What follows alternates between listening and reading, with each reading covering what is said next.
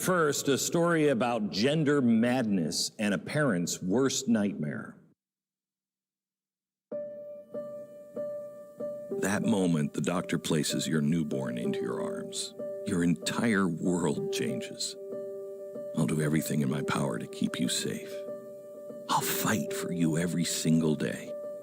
For Jeff, that moment arrived times 2 when his twin boys, James and Jude, were born. And from the start, Jeff loved being a dad. I was the stay-at-home parent for them. I've raised them since they were the youngest children. And we were very close and had a super tight bond right up until the courts took them away from me. Everything changed when the boys were 2 years old. Jeff's then-wife began telling James that timeouts were only for little boys, and that the monsters only eat boys, you better not be a boy. Scaring him in these little timeouts. And when I put my foot down and stopped that, she filed for divorce almost immediately. She's a pediatrician, and using her connections with licensed care providers, she was able to get psychologists to basically force me out of my house. And that's when the situation escalated again. Jeff, who then still had 50-50 custody, took this video of James when he was only 3 years old. You're a boy, right? No, I'm a girl. Who told you you're a girl? Mommy.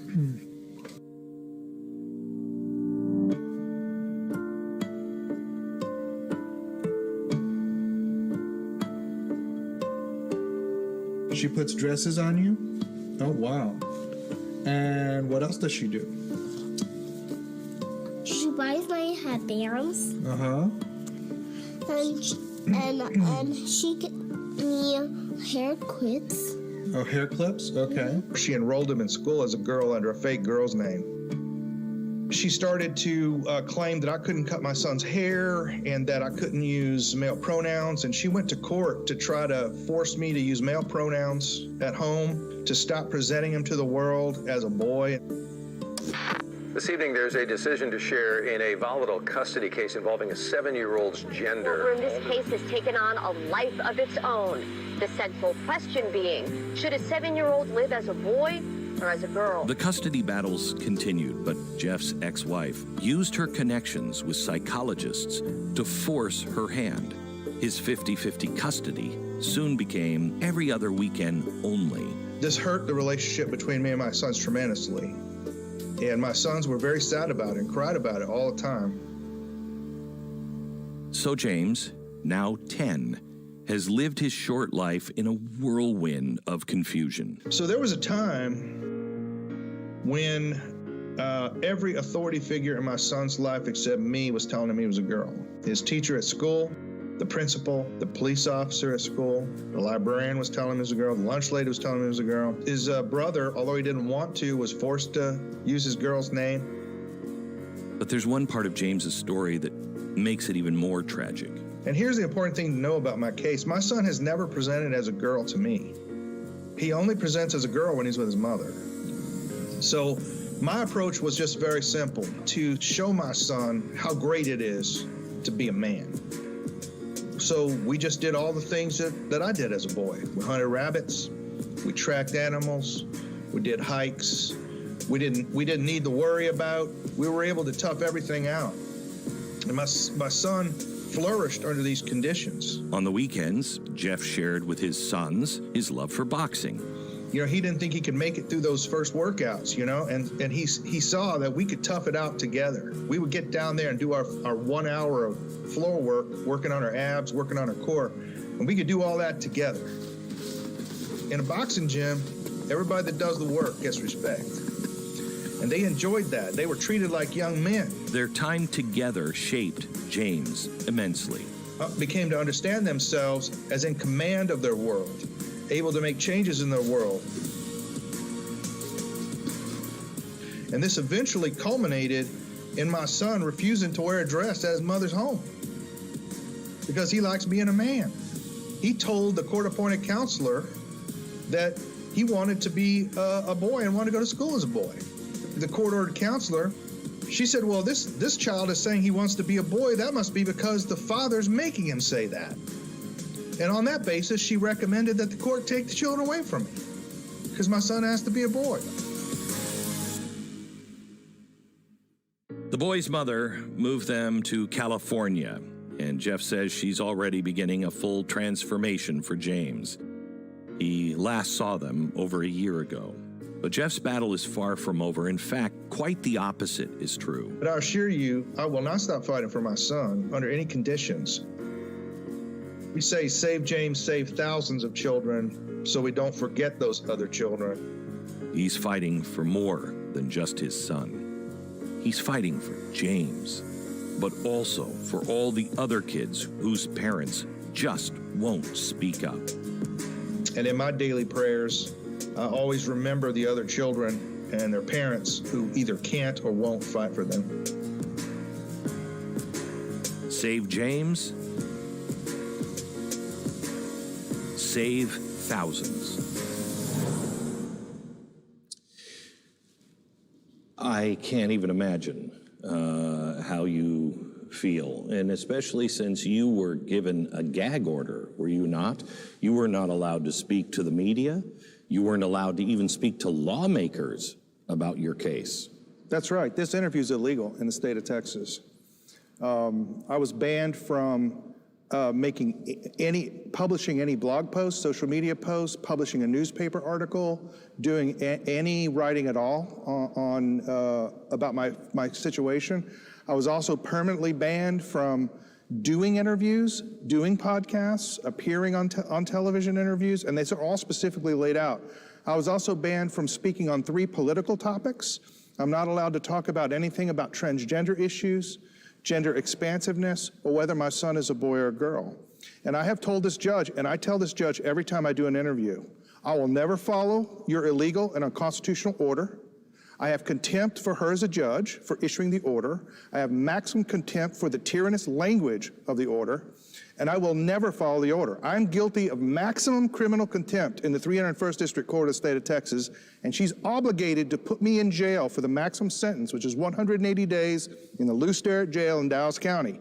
4 days later, I'll be in the jail library with a writ of habeas corpus that I have already prepared. We will go to the 5th District, and we will see who's right. I'll appear in handcuffs, her in the judge's robe, but I'm not taking this tyranny, and I'm not going to stop speaking out about my son. Wow. Is he right? Yes, yes. We talked a minute ago about the fact that constitutional violations often come in pairs or trios or more. That's happening here.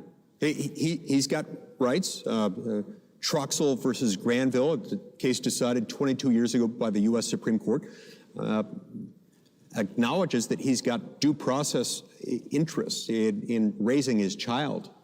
And he's also got First Amendment rights. Those are both being eroded by this order.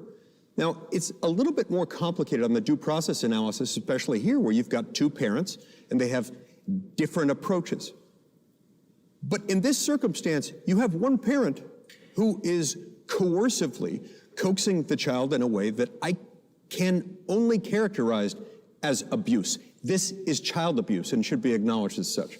So, yeah, go ahead. It's true. So, what do you do for a living? I'm an applied mathematician. My educational background's in philosophy and mathematics. Okay.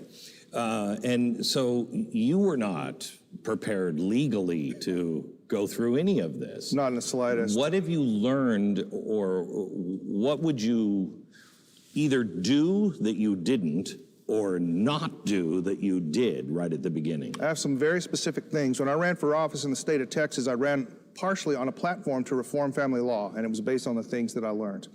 The first thing is that all the state actors, but especially the judges, will try to trick you into voluntarily waiving your constitutional rights.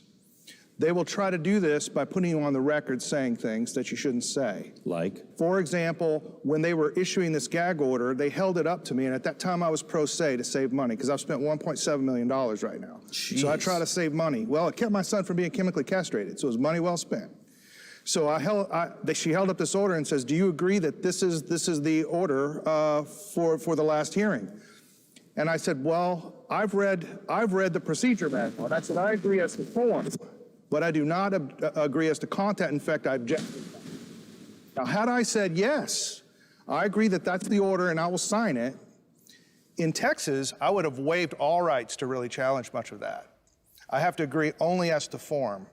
Other things that they'll try to do is judges will ask you questions. Do you think that maybe there's some problems with the fact that you're speaking out publicly? And they'll use that to say, well, you must have known it wasn't in their interest. They do things like that. In another case, I was given supervised visitation because I wouldn't obey the gag order, mainly because I was running for public office. And so I wanted to talk about this issue. It's part of my platform. One of the reasons they issued the gag order was to prevent me from running for office and changing the laws and limiting the judicial discretion in this state. So one of the things that they tried to do to me was they said, well, we're going to take your sons away from you, but you can have less supervised visitation than convicted pedophiles at $600 per 2-hour visit twice a month. And oh, by the way, if you don't do that, we're going to say that you abandoned your son. And then I go and call the transgender psychologist who's supervising my sessions, and he says, you can't take your son out of a dress at these visits. And I said, sir, I don't participate in child abuse with my son. And no court, no government official, nobody in a professional body can order me to abuse my son, and I'm not going to do that. So on that basis, the judge has now concluded, since I haven't abused my son at supervised visits, I have abandoned him, and has allowed my ex-wife then to move to California. 4 days this order was issued, the memorandum order, 4 days after California passed Senate Bill 701, which made California a sanctuary state. So if my children cross the state line into California, a judicial court in California must take emergency jurisdiction over my son. They will not obey Texas subpoenas. They will not return my son to me, and they can medically transition him without the consent of either parent. And a Texas judge allowed my son to go to a foreign jurisdiction to be castrated. That is the level of judicial tyranny that we're talking about in this country and in the state right now. What is the state of your son now? So I haven't seen him in a year and a half, but I write him lots of letters. He's written me a couple of letters. I get little signals from him. He wrote a letter to me and said, Dad, my name is Luna. And I was like, that's odd, because he doesn't want to be a girl. So I flipped over the address, and he wrote his name is James on the return address. That's these little messages that I get from him. And he's told the court counselors repeatedly that the reason he identifies as a girl with his mom is she doesn't love him unless he's a girl. Okay, Janine, this is the worst nightmare of every parent. Where do you even begin on this? Well, I guess where I usually begin, which is, I would say, file a lawsuit in federal court. The family courts are terrible, often in this and other issues. I mean, as the senator identified, you have a due process right to parent your child as you see fit. Wait. But you haven't, it's not in the Constitution. Well, this is kind of slippery, isn't it? It's an unenumerated right, which is recognized as substantive due process, but there's a historical tradition. So I know that substantive due process has people feel differently about it. Some people don't like the concept because that's also where abortion rights come from. But I think the right to parent your own child is a clearly established historical right. There's not really much question that we've recognized that in our culture for centuries. We are losing that as science is now follow the science. He clearly is not a boy. He's clearly a girl, and he can eventually have babies. All this science nonsense. So you have science, and you have the courts, and you have the school districts. You have this whole apparatus that really believes that my child, your child, is their child. It's the state's child, or it's the community's child. I'm not sure. I think a lot of federal courts would not be prepared to go that way. I think there are a lot of courts that would be protective of a parent's right, especially in this circumstance. I mean, this is a new thing. I mean, we've never had performing surgery on children, unnecessary surgery, chopping off body parts. This is a totally new concept, and I think it's relatively untested in the courts, and I believe that many courts, maybe not in California, but many would see things your way. So have you, where does it stand? Have you taken it to federal court yet? Have you?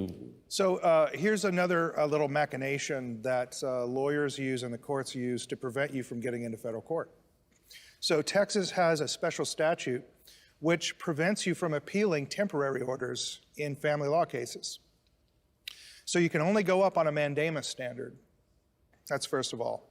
97% of mandamus requests are not even heard by courts. They're discretionary, unlike an appeal. So it allows the lower courts to do that. Now, one good advantage that you do have is that you can go to the Texas Supreme Court de novo, right? So you do have a chance to go up there, and I'm definitely going to do that, but I have to go through this whole appellate process. But let me give you an example of abusive process. Opposing counsel, this is a Coonsville law firm here in Texas, most powerful family law firm in the state of Texas, arguably the most powerful law firm in the state of Texas, has been ordered to produce the final order. They have delayed doing that now for a month and a half. And the reason is they're letting her move to California before they produce the final order, because I can't mandamus it until I have a final order. So there's an abusive process that the judge won't rectify. So they have a lot of, there's a lot of things in, you know, you're lawyers, you know that procedural values are real values in a lawsuit. And so in Texas, there are a lot of ways they can make it very difficult and expensive. And I expect it to cost a couple $100,000 to get up to the Texas Supreme Court. I'm probably going to be the first federal challenge of this crazy sanctuary law in California. So I'm planning on spending $500,000 to get up to the U.S. Supreme Court. You're a mathematician. What kind of money are you pulling down to be able to? I should have studied more in math. 3 jobs. I work 3 jobs. I work 3 jobs and I run my own business. That's 4. That's what I do. Cow. That's what I do. Well, it's my son. I know. I would do the same thing. What are you going to do, man? It's only money. And I had a fairly large retirement, which I've almost gone through. But it's only money. I mean, sure, it's not as important as your kid by any means. But what I'm saying is a lot of people don't have those resources or can't make that kind of money, right? Can't generate the kind of political power that I generated in the legislature to coerce the governor to address this issue in the agencies. A lot of people can't do that, and they're just not going to go anywhere. They're not going to make it even to the appellate level. When this stuff happens, Mike, we do not have a constitutional republic. You hear these 3 stories. This is not America. This is the Bill of Rights and the Constitution don't seem to play any real role. Nothing seems to be protecting the little guy. Everything seems to be geared to protect the big guy. Remember, Glenn, at the founding of our country, we were given certain warnings. The rule of law and a constitutional republic can survive only as long as people are willing to be decent and to have some agreed upon standards of what acceptable behavior is. If you have a society that reaches the point where they redefine child abuse to be non-child abuse, those things can evaporate in a hurry. Now, I've got more confidence in the state of Texas than to think that their judicial system won't rectify this. And if there ever were a proper case for a petition for an extraordinary writ of mandamus, I would think this would be it. Yes. I hope and I will pray that you get that. Thank you.